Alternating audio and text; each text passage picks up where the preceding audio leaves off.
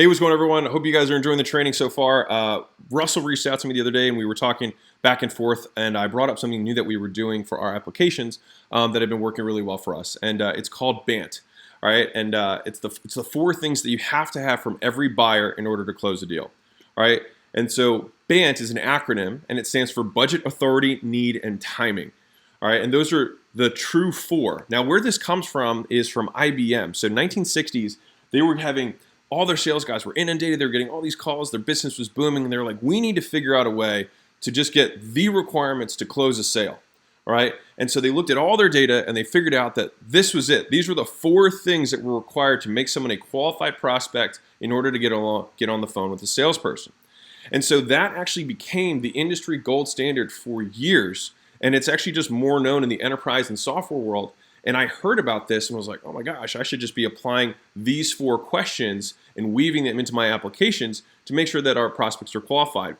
And to give you an additional story about this, a good friend of mine was in the business opportunity space, and he had these four questions on his application, and one of them, timing alone, he found out that after he was about to remove it because he was trying to decrease the amount of questions on his application, shorten it up.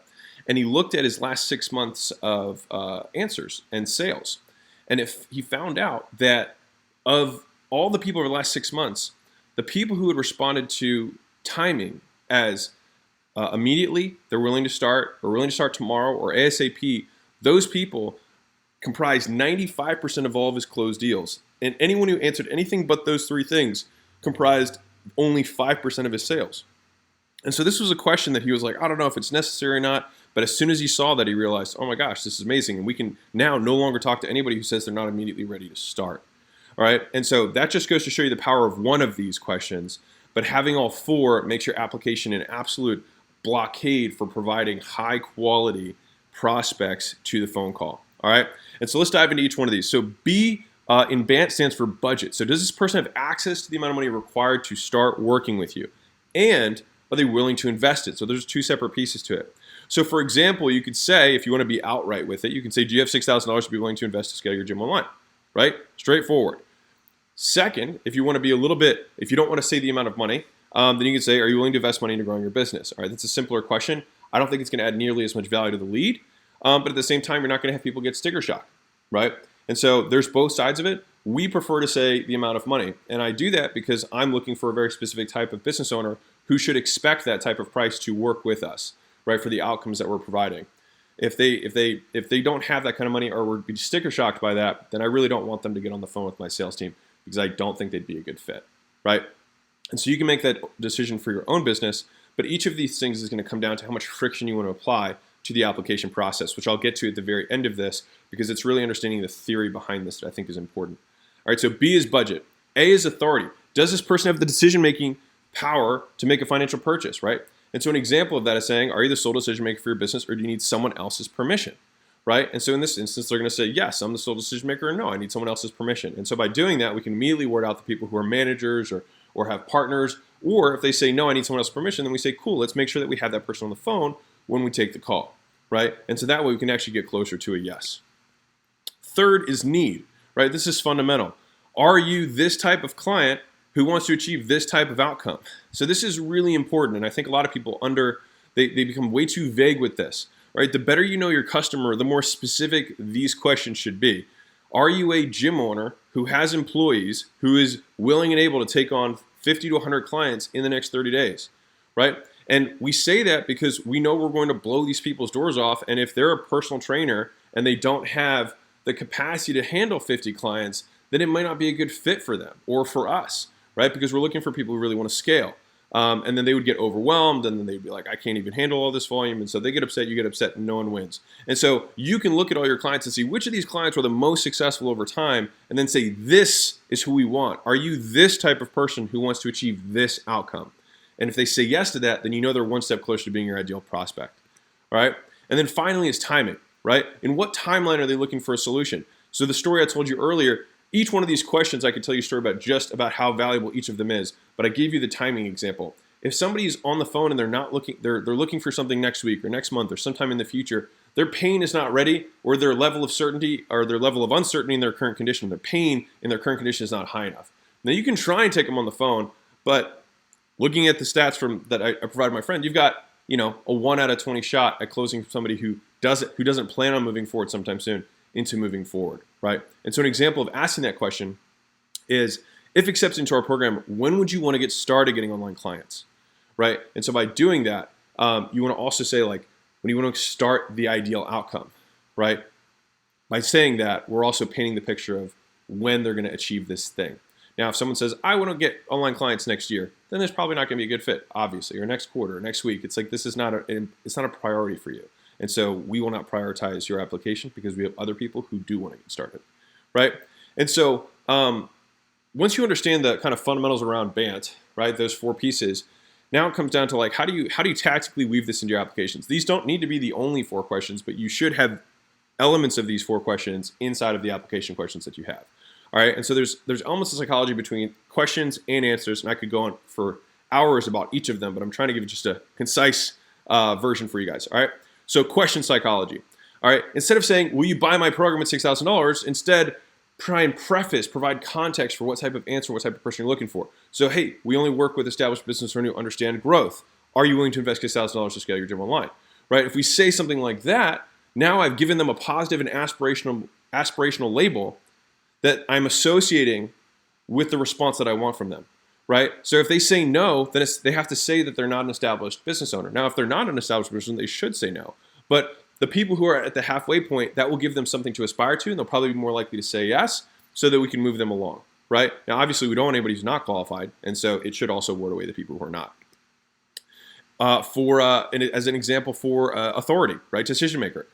This is a simple question. It's not necessarily bad, but I think it could be improved with, instead of saying, are you the decision maker for your business, you could say, are you the sole decision maker, or do you need someone else's permission to make decisions? Now, most of us are ego-driven, and I'm like, I don't need nobody's permission. Like, I can make my own decisions, right? And by doing that, we lean on their ego to get them across the finish line and get them to say, no, I can make decisions, right? So by doing that, we poke on their ego a little bit, and then we get more qualified. So these are things that can increase the value of the prospect, in my opinion.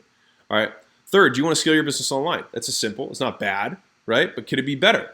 Yes, it could be more specific, right? Are you an established gym owner with employees who can handle 50 plus online clients within 30 days, right?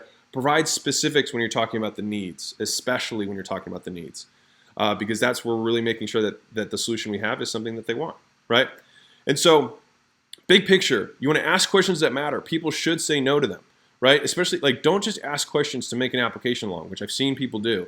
Ask questions for a purpose, right? Second, be willing to disqualify applicants. We turn away over half the people who apply because they're just not a fit for us. Over half, right? Because they're just not a good fit. So we just don't take the phone call. We let them know and say, hey, you're not a good fit for our program. We wish you the best, right? Third, ask simple questions that are easy to understand. Don't ask paragraph-long questions. When you do that, buyers are confused, right? A lot of people, if you remember doing word problems when you were a kid, they're complicated, right? People aren't good at answering them. And so they're like, wait, what's the question again? Like, try not to ask questions in the negative where they're like, wait, is no a yes on this one? Like, ask it as simply as humanly possible and have other people read it so that they understand it too on the first read. All right. And then fourth, make sure you're thinking about how you want to lean with your questions. All questions can be loaded, right? All you have to do is read political surveys to know that you can lean a question in either direction. So you want to make sure that the questions you have are loaded. All right. Now, what about the answers? All right, so the answer to these questions, there's way more to this than this, like, especially if you're looking for businesses of a certain size. So if you have other questions here that you want to hit for what type of client this person is, the questions that you have in terms of what revenue level that you're showing them, if your revenue levels that you list there are between $10,000 to $50,000 a month, you're going to lose anybody who's a real whale, right? And on the flip side, if you have it up to $1 million or $5 million a month in revenue, you're going to probably attract more people, but you may scare off some minnows, and it depends on what your business model is, but that may automatically make those people feel like you're a more established business. So there's psychology around the questions, the answers that you're providing for them, right?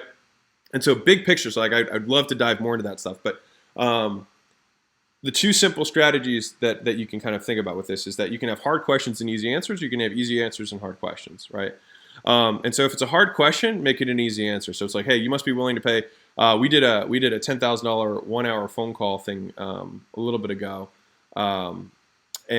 this is exactly how we positioned it, except it was $10,000. It says you have to be willing to pay $10,000 on the call, or we will not take the call. Are you willing and able? And if the person said no, we just didn't take the call. And so when they said yes, we took the call and then we made the sale. And so by doing that, like if you have a hard question, make the answer simple and easy, right? On the flip side, if you have an easy question, right, what's your biggest obstacle right now? Then a hard answer is because it takes them a lot of time and effort to think through what they want the answer. So the user has to generate the answer.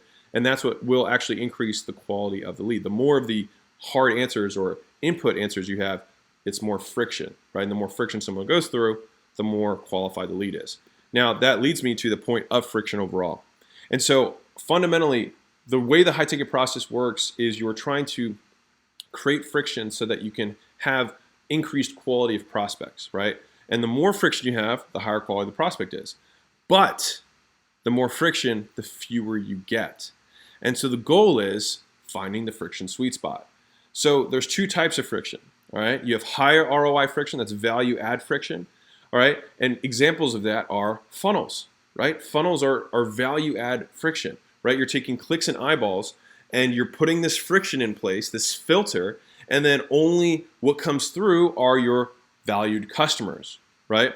And so high ROI friction would be the messaging, the headline that's purposely going to ward off people that are not aligned with what you want to do, right? That's why the messaging is so important in your funnels and whatnot. And to the same degree in the applications, making sure that the questions are specific and that they are true and that they are deliberate and they're not just repetitive, right? Or anything like that. Those are all things that are going to increase the value of the prospect, right?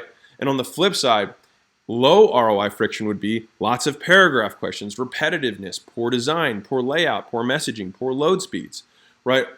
Messaging that doesn't match, multiple steps that don't actually add value or have a reason for it. All of those things are things that will decrease your lead flow, but also it will add friction, but not give you any more value.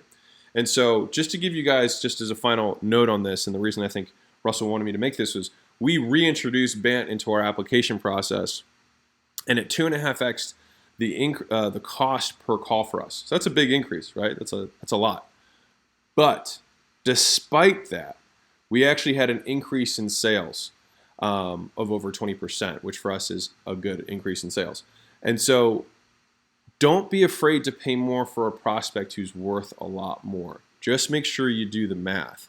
And so you don't have to be as hard on some of these questions. This is just a primer to get your thought process going and think about how you can weave these 4 components into your application to create as high ROI friction as possible to get as many of the best prospects through the door so that you can tell them about your products and services. So hope that made sense. Hope you guys enjoyed that. Thank you so much for having me. And Russell, I hope you enjoyed that as well too. So lots of love and keep crushing high ticket secrets. I'll see you guys soon. Bye.